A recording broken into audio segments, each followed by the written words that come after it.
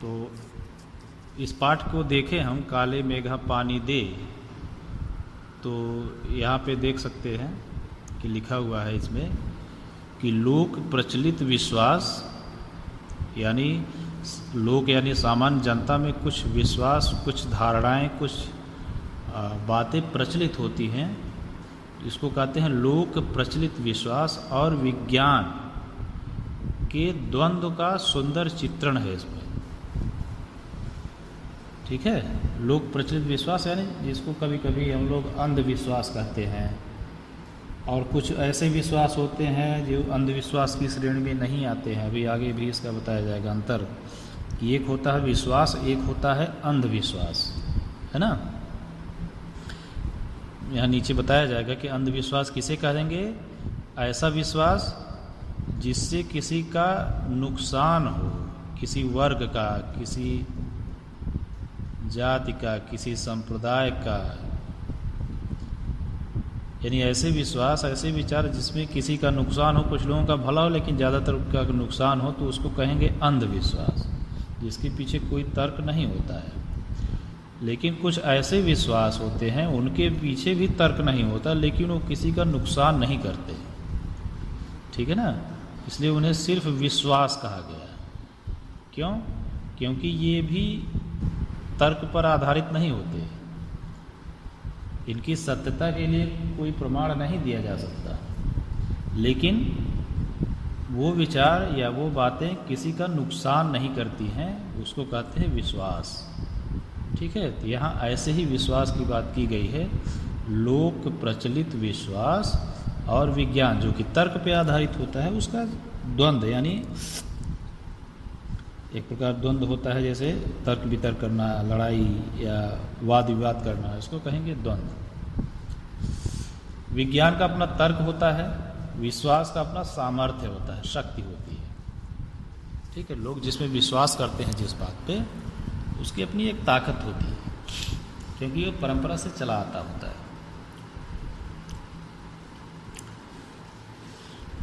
अब देखिए यहाँ पे है क्या इस पाठ में, कि जब पानी नहीं बरसता है, जैसे आजकल हम देख रहे हैं पानी नहीं बरस रहा है, जब लोगों को पानी की ज़्यादा ज़रूरत होती है, बहुत दिन नहीं बरसता है, तो लोग पूजा पाठ पर उतर आते हैं, हम लोगों ने देखा होगा।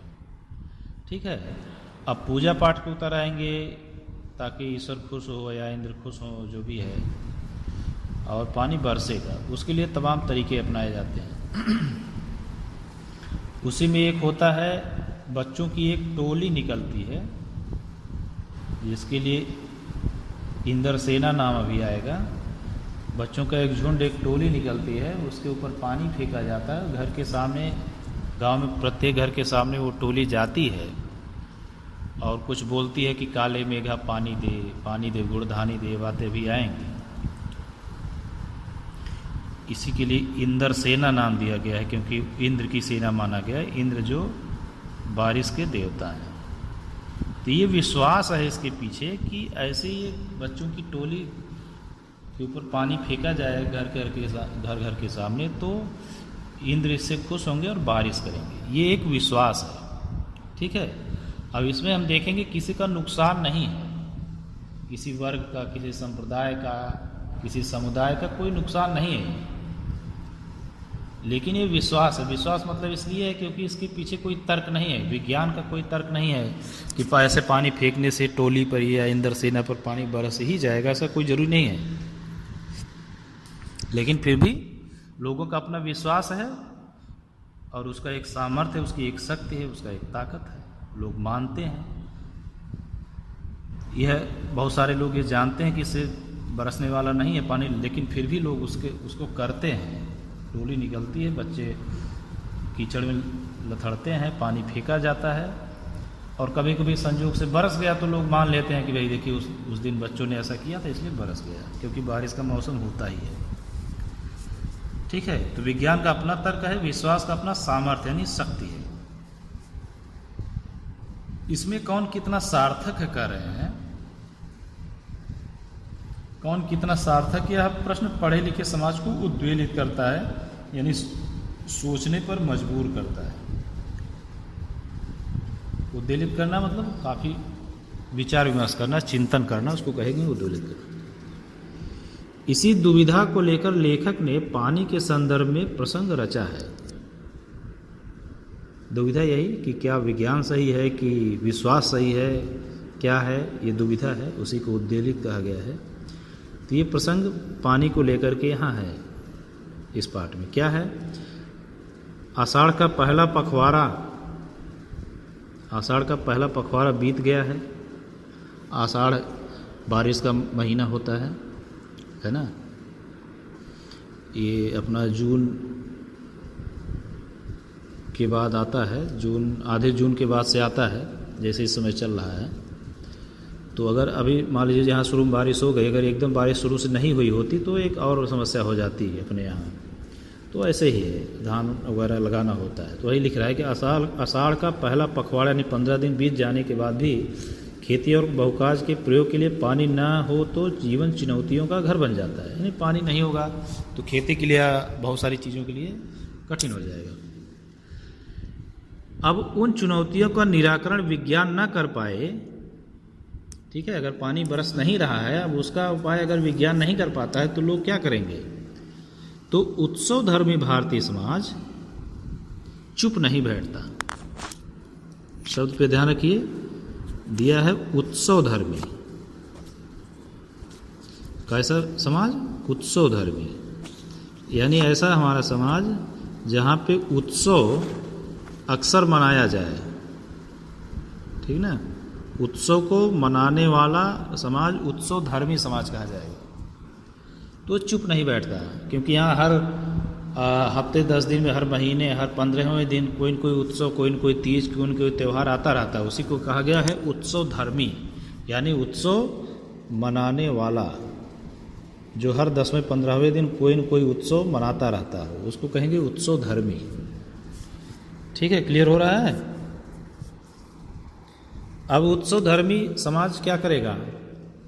आवाज जा रही है जी? हाँ, वह चुप नहीं बैठता, वह किसी जुगाड़ में लग जाता है। किस में लग जाता है? जुगाड़ में। क्योंकि विज्ञान तर्क कोई काम नहीं कर रहा है तो कोई उपाय अपने तरीके से करेगा। प्रपंच रचता है ना, कोई न कोई क्रियाकलाप करता है। हर कीमत पर जीवित रहने के लिए अशिक्षा और बेबसी के भीतर से उपाय और काट की खोज करता है। ये समाज की विशेषता बताई, ठीक है, कि अगर विज्ञान कुछ नहीं कर पा रहा है किसी प्राकृतिक घटना के सामने, किसी आपदा के सामने, तो जो हमारा समाज है वो अपने तरीके से उससे बचने का, उसका सामना करने का कोई न कोई उपाय निकालता है। तो भले हम उसको अशिक्षित लोगों का क्रियाकलाप कहें, भले ही उसको प्रपंच कहें, लेकिन वास्तव में वो क्या है? उस दुखद स्थिति से का सामना करने का एक तरीका होता है, ठीक ना। दुख को सहन करने का एक तरीका होता है। दुख इससे खत्म नहीं होता, लेकिन उसको सहने का एक आधार मिल जाता है। ये चीज़ है यहाँ जो लिखा गया है कि अशिक्षा और बेबसी के भीतर से उपाय और काट की खोज करता है। काट यानी समस्या को खत्म करना, समस्या को काटना, उसका सामना करना।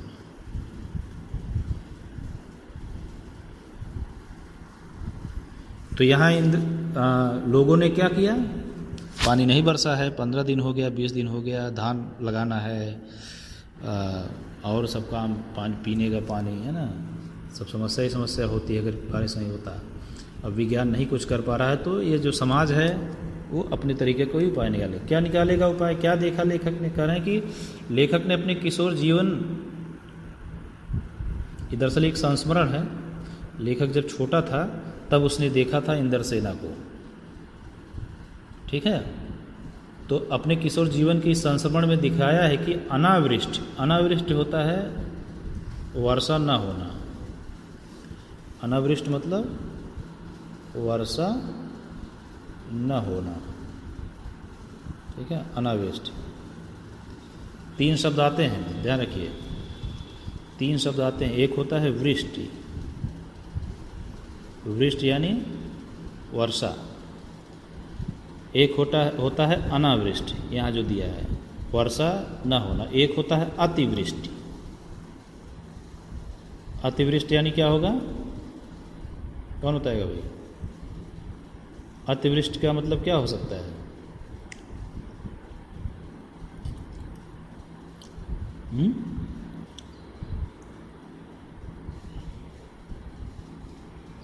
बताओ भाई। वृष्टि यानी वर्षा, अतिवृष्टि यानी अत्यधिक वर्षा जिससे बाढ़ आ जाती है ना।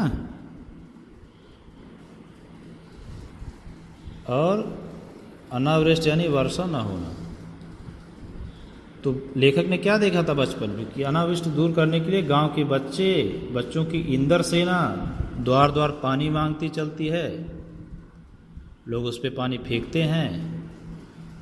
लेखक का तर्कशील किशोर मन, लेखक इस समय बच्चा है, उसके अंदर तर्क वितर्क की बात आती है, वो भी किशोर है, तो उसका मन है भीषण सूखे में उस पानी की निर्मम बर्बादी के रूप में देखता। वो देख रहा है कि एक तरफ तो यहाँ पानी की कमी है ना, बरस नहीं रहा, ऊपर से लोग बच्चों के ऊपर पानी अनावश्यक फेंक रहे हैं जिसका बारिश से कोई सीधा मतलब है नहीं। तो वो सोचता है, उसे बर्बादी मानता है। ये उसके करे मन का वितर्क नहीं, वैज्ञानिक तर्क है ये। क्योंकि विज्ञान विषय की इतने दीर्घ काल तक पढ़ाई हुई है और विज्ञान के उपलब्ध आविष्कार से अपने जीवन को भौतिक सुख सुविधाओं से हम लोग भर लिए हैं, लेकिन इसके बाद भी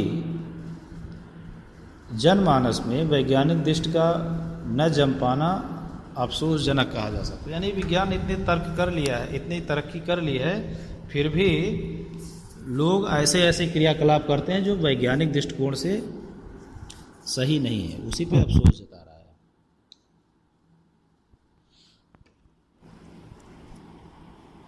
तो हुआ क्या था कि पानी फेंका जा रहा है, बच्चे ने देखा, उसे लग रहा है कि पानी की बर्बादी हो रही है, ठीक है। लेकिन ये लोगों का विश्वास है, क्योंकि वो जान रहे हैं कि विज्ञान कुछ कर नहीं पा रहा, तो विश्वास के बल पे, अपने क्रियाकलाप के बल पे कुछ करना चाह रहे हैं। इसलिए लेखक कह रहा है कि जनता के सामूहिक चित्त में, यानी अधिकतर लोगों के मन में बैठे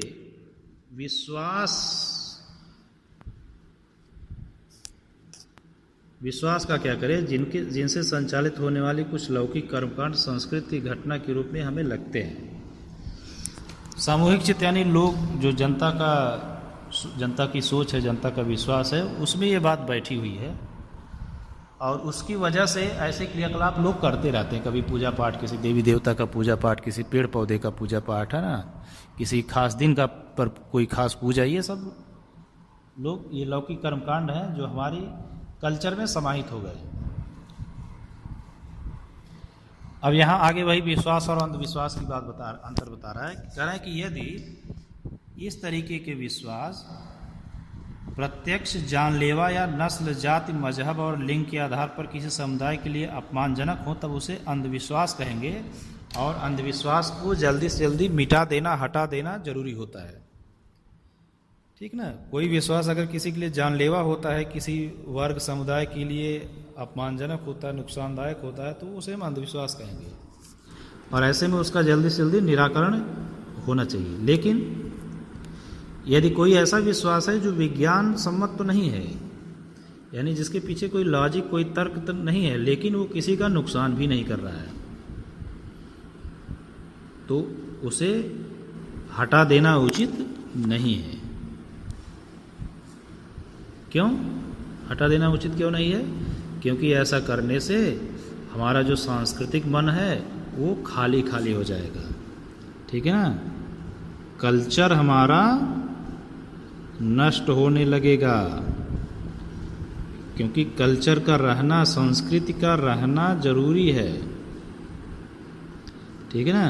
संस्कृति रहेगी तो हमारी पहचान बनी रहेगी। लेकिन बस ध्यान ये रखना होता है कि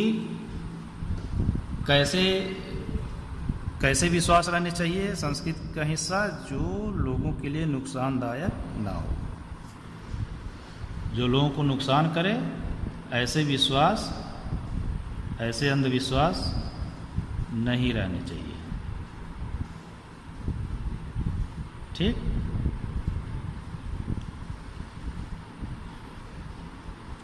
इतना समझ में आ रहा?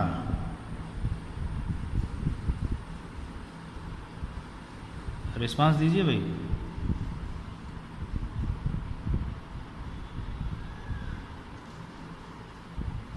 श्रेया, सुनाई दे रहा?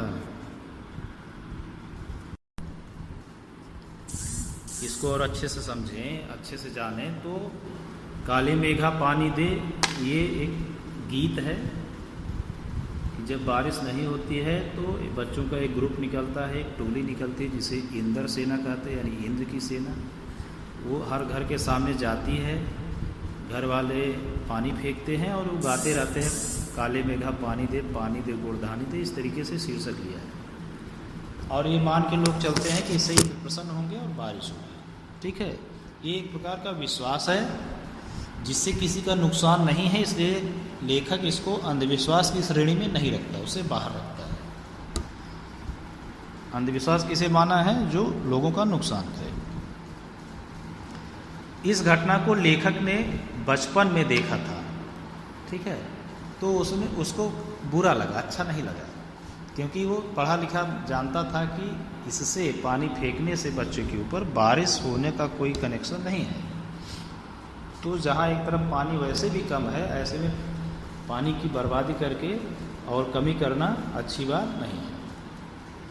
तो ये ही एक प्रकार का तर्क या द्वंद्व चलता है जिसको दिखाने का प्रयास किया है लेखक ने, और इसके माध्यम से यह सिद्ध करने की कोशिश की है कि कई बार तर्क अपनी जगह सही होता है लेकिन विश्वास भी अपनी जगह सही होता है।